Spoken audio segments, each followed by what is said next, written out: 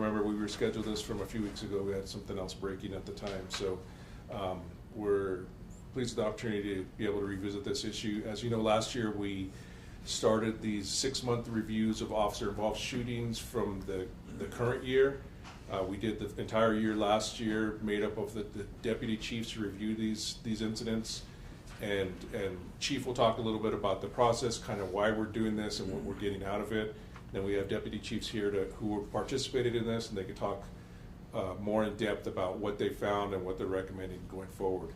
At the end of that, I'm going to go over last year's officer-involved shootings. We did finally get all the toxicology reports, so I'll just give an update on the drug and alcohol findings we found from those incidents. With that, Chief.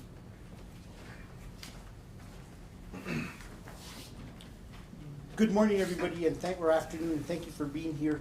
We're here to discuss the 6-month review of our officer-involved shootings. We added this working group about a year ago when we spiked with 18 officer-involved shootings in 2022. One of the things that I recognized is there was a better way to do things. There was a way for us to get more information out of these shootings, and we're actually going above and beyond what is expected from us under our settlement agreement with the Department of Justice, and we are taking the lead to ensure that we have a process that works well beyond them leaving the city of Albuquerque, and that we're able to ensure that if there's any patterns or anything that's occurring that is of concern, that we address the issues. This review is separate from the administrative investigation that the officers go through, which solely look at the one incident as a whole. It's also separate from the criminal investigation, which does the same to see if there are any misconduct on the part of the officers that is of a criminal nature that needs to be addressed through the courts. Looking through the incidents collectively to identify patterns, to see how we could become better or what we could implement to help us become better at reducing the likelihood of our officers using deadly force. One of the big things we did different with this 6-month review is we have actually hired a use of force expert. We will be speaking about it in a later press conference more about this individual specifically. But we have hired a use of force expert. This use of force expert will become an internal monitor to the Albuquerque Police Department who reviews shootings past the Department of Justice being here. This individual will give us a view from the outside and will not be accountable to the chief, but will report to the chief and other high-level city officials of what trends they're seeing and work more quickly in the process to identify trends and help make those changes quicker than the burdensome process that we have now that sometimes we've spoken about takes months for us to get something approved through monitors, through Department of Justice. And our hope is the faster we could correct potential issues, the more lives that will be saved. And that's why we're looking forward to some of these changes coming in the near future. It's important to highlight officers continue to encounter individuals who are armed and present an immediate threat to officers. We're reviewing 7 officer-involved shootings, and the one thing I want to make sure that's perfectly clear, all 7 individuals were armed with a firearm, a knife, or some kind of cutting instrument. 3 of those individuals were in the process of discharging rounds at our officers, at another individual who was aggressively attacking officers with cutting instruments, and we quickly see the dangers that our officers are facing each and every day. And too many times we see that generic labels are placed on situations that an individual is under some type of mental health crisis. But then when we get back to toxicologies, we find that that crisis was also compounded by the use of illegal, dangerous narcotics and drugs. And Gilbert will talk about last year's shootings and what we've learned. Well, we've learned the vast majority of our shootings, the individual is under some kind of altered state of mind because of drugs or alcohol. We actually had shootings where individuals had 3 times the legal limit in their system when they encountered our officers. It is also, a lot of these individuals suffer from mental health crisis, but the fact of the matter is, in these 7 shootings, the Albuquerque Police Department had no prior interactions and did not have these individuals in our system as somebody we had dealt with during mental health crisis. it was actually the first interactions we've had with these individuals, which makes it very difficult because we do not have the history and we do not have the information to feed to our officers, which could make the difference in some of these cases. And this is once again where I'll plead with our state legislature, our state government. We have to find a better way to exchange information between our mental health partners who are privately seen individuals and law enforcement. And I know there's a lot of barriers to this, and there's a lot of rules that protect people's mental health histories.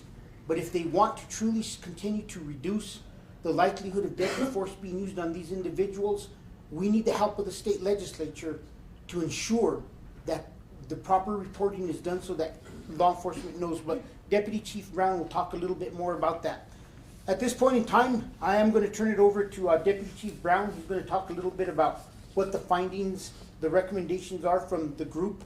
We're going to talk to Deputy Chief Barker, who's going to explain a little bit about the investigations on the criminal side and how those are conducted and changes that have been made in those processes.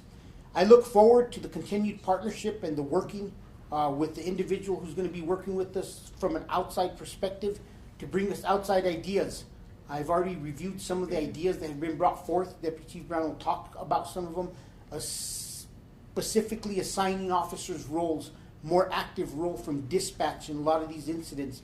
These have been found to be very well received and helped other agencies across the nation, and we're hoping that through our own initiative we're able to discover these processes, and hopefully we could bring them over to the Albuquerque Police Department. But at this point I'm going to turn it over to Deputy Chief Brown, and we'll take questions and add a little bit more as we go.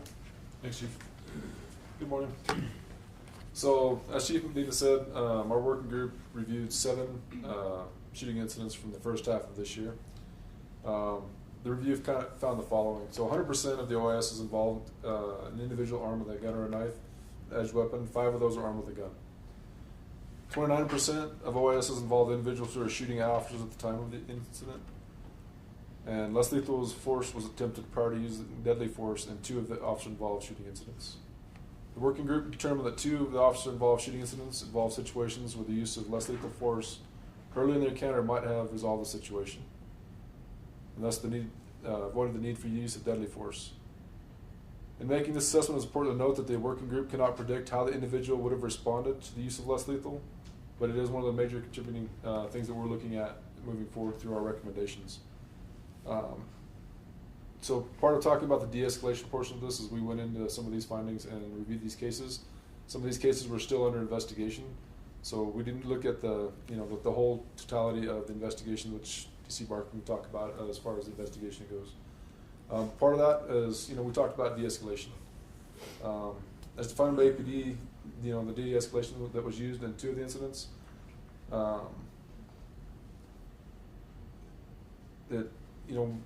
we looked at to see if de-escalation was feasible prior to or during the actual use of force itself. We determined that it was not feasible in 4 of the incidents based on the facts of each of the cases. Determined that the de-escalation may have been used in 1 of the OIS incidents after the initial shots had been fired, but not before the second shots were actually fired. I think it's really important to note, and the Chief talked about it, was the history of some of these individuals. None of the individuals that had a documented history with our crisis intervention unit. That means that they weren't on a list for follow-up. They didn't have a CIT worksheet that had been turned in, or if they did, it had fallen off, and it wasn't included in the information that we knew. It's also important to know that at this time, like when officers go up to these, this is based on the information that they know at the time, like that they get from the RTCC. They didn't have any information that these people had documented history of mental illness. Drug and alcohol use, again, this is also during the 2023 case. For this time period, it was unknown at this point because we don't have the toxicology back on these cases yet. So as far as the recommendations go, I'm going to kick it over to DC Barker, and she can kind of cover some of those. Good afternoon, everybody. I'm Cecily Barker. I'm the Deputy Chief of the Investigative Bureau.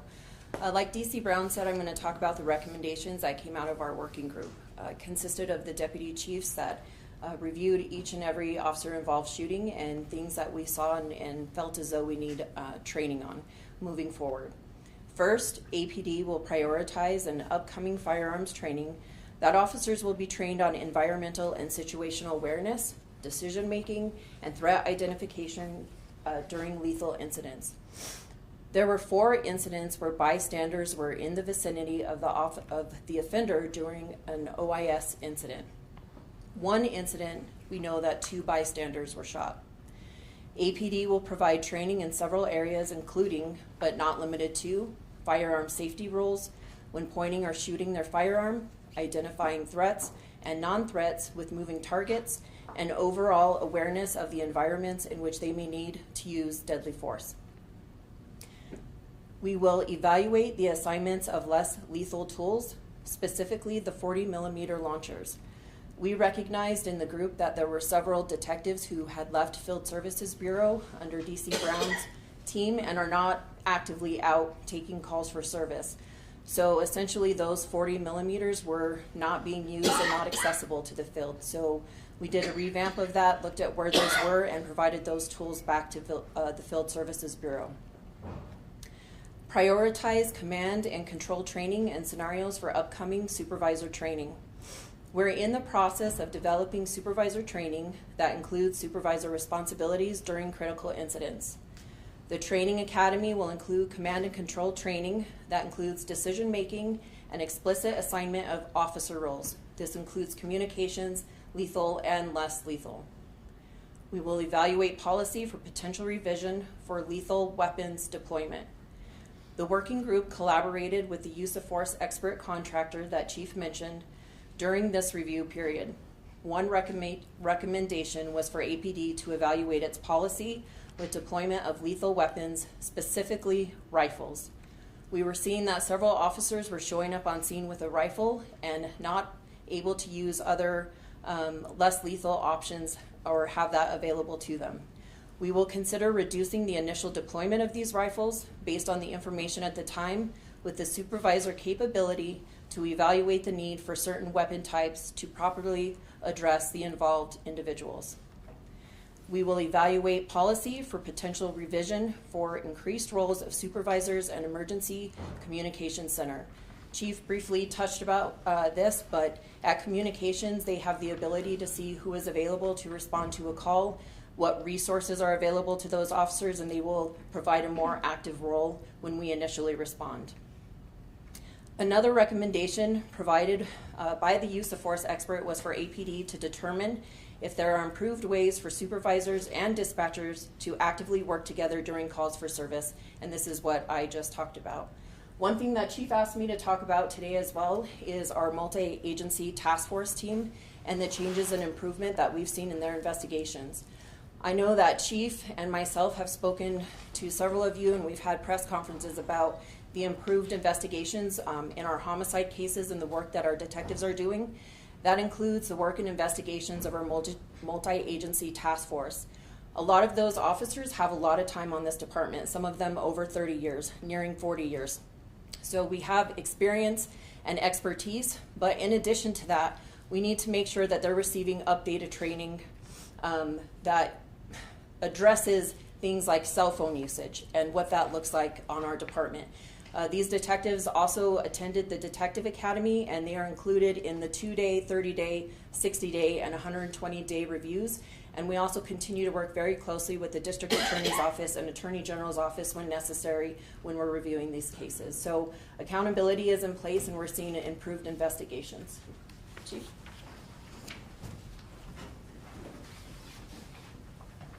There will always be trends in law enforcement. During the recent past, after COVID, we saw a trend in law enforcement not just in Albuquerque but across this country with an increase in homicides. We're now starting to see several cities seeing decreases in homicide, an increase in clearance rates for homicides and arrests being made by these agencies, and Albuquerque is keeping up with everybody else. We've also seen an increase in officer-involved shootings. I spoke to the state police chief last week, and he spoke about the increase that we have seen across the state. And so many times these officer-involved shootings are not just a result of a police department, but they're a result of a broken system around a police department. And too many times the police department gets the blame for these shootings occurring. But I want the public to remember that we were the last individuals that were in contact with these individuals, and unfortunately, we caught them at the end of the chain.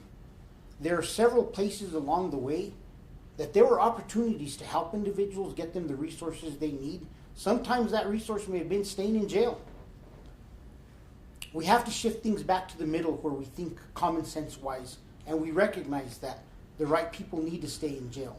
Several of these individuals had already had past encounters with law enforcement. There was one at a supermarket where the scenario of the officer-involved shooting had unfolded months before with a different law enforcement agency, yet this individual is still free roaming the city of Albuquerque. It's no different in other parts of the state of New Mexico and other parts of this country. We will continue to be on the forefront of making changes. I want to thank the working group. I think it's very important that we recognize the working group, not our monitors, not the Department of Justice or the people that we've paid millions of dollars for over the previous several years to fix this department. Our working group identified that there was a big gap in the work and the resources that could be provided by dispatch.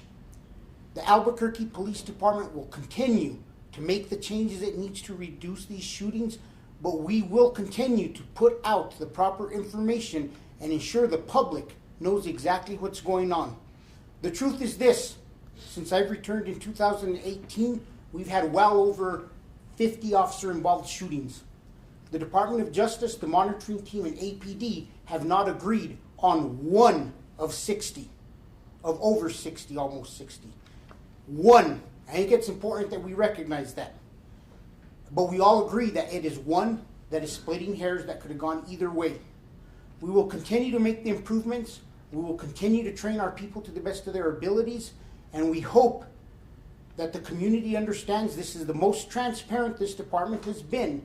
And there are a lot of the things we're doing our first time being done by a police department.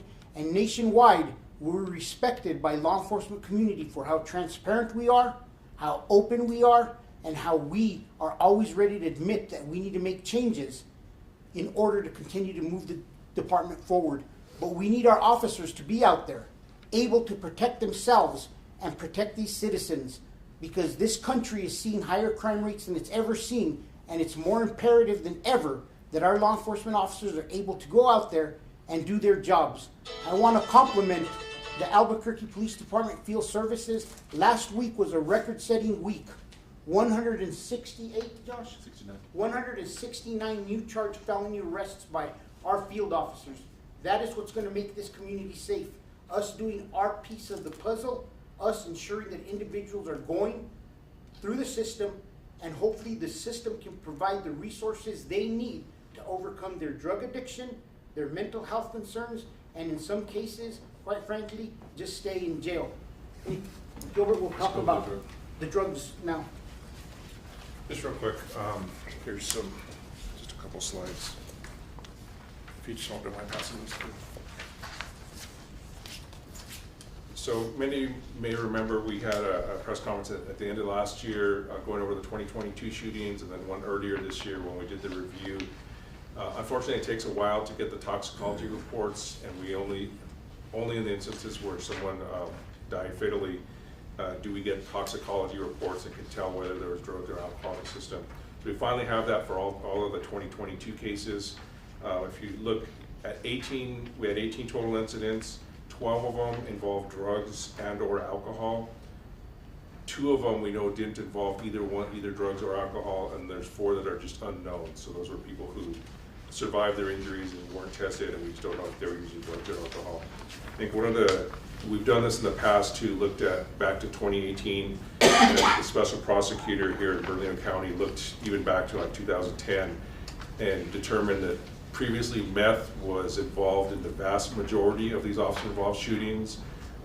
These individuals were of the mindset that they were suffering paranoia or thought someone was after them, something was, their state of mind was different, and that's what preceded the officer-involved shootings. We've continued to see that. I gave you a list here of the cases and different drugs that had in their system. I think what's different this year that I haven't seen before is the alcohol involved in some of these cases. So we have 4 cases where he had a blood alcohol level, and then one other who told police he was drinking before and during the incident. If you look at this, the lowest blood alcohol level was 0.19, and the highest was 0.305, which the chief mentioned. Some of these involved other drugs at the time too, but we know that they were extremely intoxicated at the time, and I think in most of these cases had access to a firearm, which led to the officer-involved shooting. So I think that's something that's concerning. We have mentioned, and the mayor did in his Metro Crime Initiative, looking at enhanced penalties for various crimes involving guns, and one of them is having a gun involved when you're drinking alcohol. It's already a crime. We want tougher penalties for that. It's not just putting the public's safety at risk, but it's also putting officers' safety at risk. So just to update on 2022, and as soon as we get toxicology for this year's, we'll pass that on as well. And with that, we're ready for any questions. Yes, ma'am. The last review was the end of the year review. It was like a little more, I think, going case by case kind of in the findings. And in here we have, determined 2 OISs where Leslie the fourth could be. So I was wondering, could you guys go through and tell us which OISs, like for that one, and then you got the.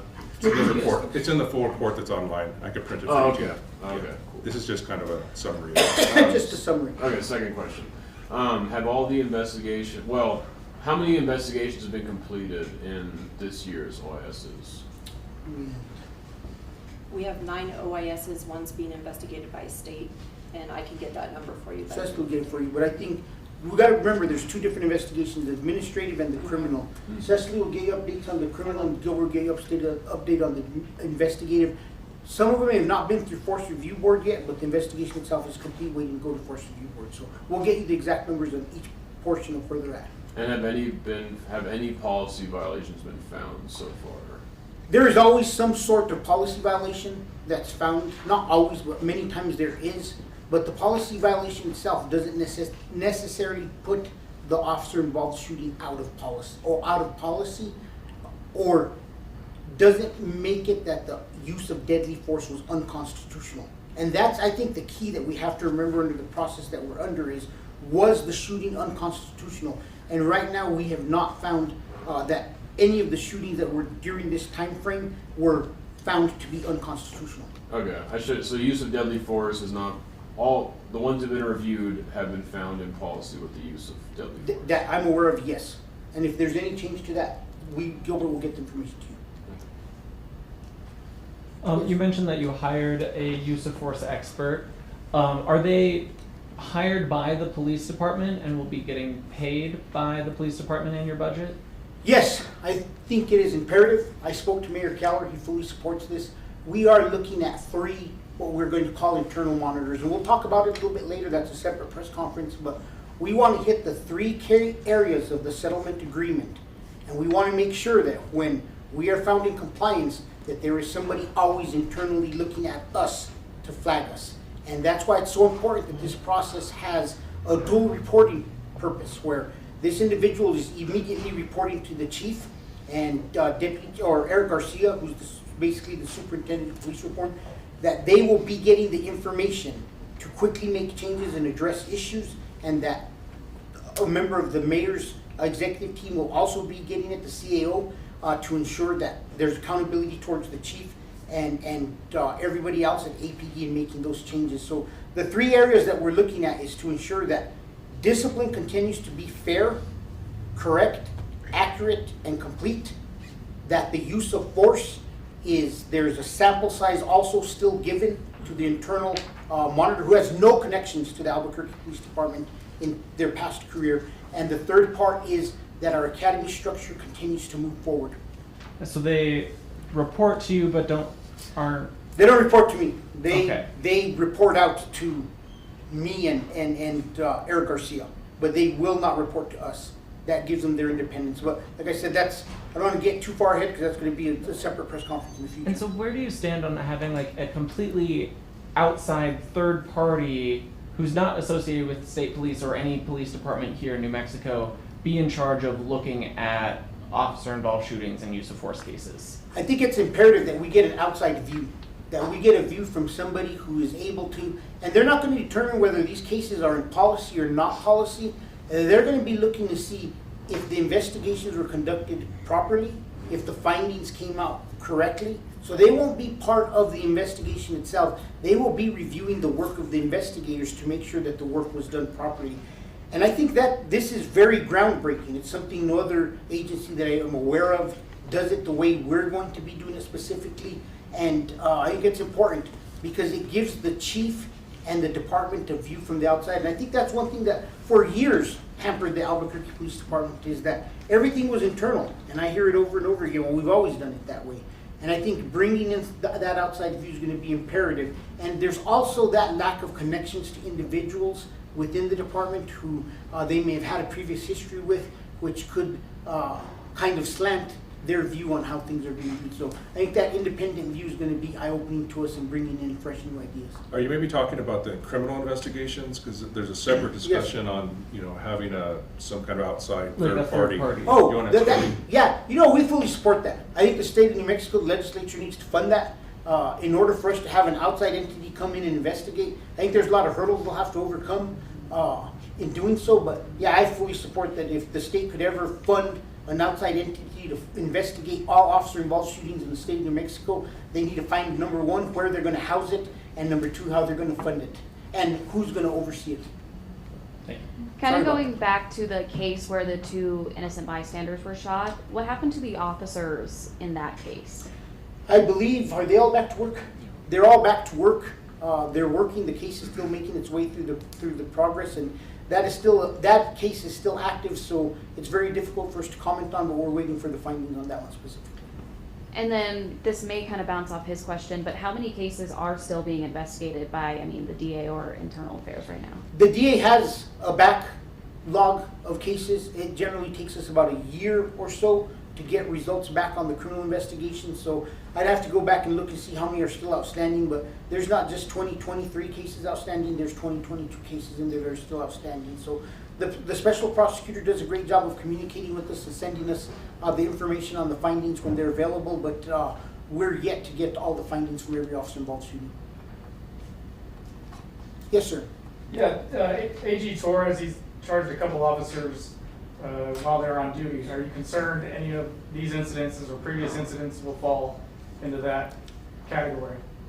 As of now, no, but something can always change. An outside entity could find something. And I think that's one of the things that we need to really look upon, and that the Albuquerque Police Department should be aware of, and the community is, to this date, we've only ever had one officer charged with a criminal activity during the case of a shooting. That was the shooting that put us under this consent decree. And the Department of Justice, the Attorney General's office, they all have the rights to come and look at any of our cases, and if they see anything wrong with any of the cases in the past year or the year before, they've had the opportunity to take a bite at that apple and try to charge an officer, but we've yet to have that happen. Can you talk about the officer shortage and if that's in any way or form affecting the number of officer-involved shootings? Maybe officers are working extra time or overtime, extra hours, maybe affecting their decision-making, or they don't have backup there, or? There's always a possibility that an officer shortage can result in not enough resources being at a scene, which could lead to a variety of things, but we staff our field the best we can. We have seen increases in our ability to recruit. We have reduced the amount of time it takes for us to dispatch officers. So there are a lot of positive things that we're seeing moving in the right direction, but yes, without a doubt, a shortage of officers or officers working excessively. We do have rules on limiting the amount of overtime an officer could work per day, per week. We have to waive those rules at times, but we are cautious of that, and we do take that into consideration. The less lethal, the 40 millimeter launchers being given to Field Services Bureau, would they ever be, was that something that was not ever really given to Field Services before? They were, but we had a limited amount, and what would happen is everybody starts off in the field. They would get issued 40s, and then they transfer to a detective division where they have very little field use, and the possibility of using this tool was very rare, yet we were short in the field, these tools. So it's just a matter of putting a tool where it's not being utilized as much and transferring it back to somewhere where it's going to be utilized. So that's what we're working So on. when they move to a detective, they would take the tool. They would with take the them tool pretty with much. them, And yes. now what you're doing is making sure that it stays with the field Yes, officers. that we're transferring back. And we have increased. Council has been very generous with us, this administration, the mayor. We did order 40 additional launchers at the beginning of the year, and we're looking to order 40 more if we haven't already. Now the second batch, we did order a second batch of 40, but there is unfortunately a delay in their delivery, so I don't think we've received the first batch from the first half of the year. Okay, so you have 80 on order. How many do you guys have now? Do you know? How many do you have? Joshua? Yes, sir. Of those 7 OISs, do we know how many of those officers were accompanied by a second officer? Or? I think I think all of them had multiple officers on scene. I don't recall one that had only one individual officer on scene. Thank you. This is kind of unrelated to today, but it's something you sent out before this press conference. Obviously you guys are looking for Ariana Hawkins. Yes. And that's something that she had an ankle monitor. It let it die and is now, been missing for about a month now. Can you kind of react to, here we go again, another case where ankle monitors kind of failed? You know, I don't know if the ankle monitor failed. There's very difficult and different situations that are at play. I spoke to investigations about this case, and this is a case where the individual had already entered a plea, and under the recommendations of a lot of different parties, this individual is key to the prosecution of the underlying charge. I've spoken with the family that was involved in this, the victim's family. I did assure them that we would get out everything we could through Crime Stoppers today, and that we would do a full court press trying to find this individual. But we saw the same thing yesterday. It's just we have to protect the integrity of the case. At times it's very difficult, and on both of these cases, we support the fact that prosecution, the district attorney's office, did not request detention at that point in time. So without their request for detention, it'd be difficult for a judge to detain the individual, but we know the specifics of the case, and we need to let the criminal justice system play its part out in both of these incidents. Okay. Any other questions? Okay, thank you.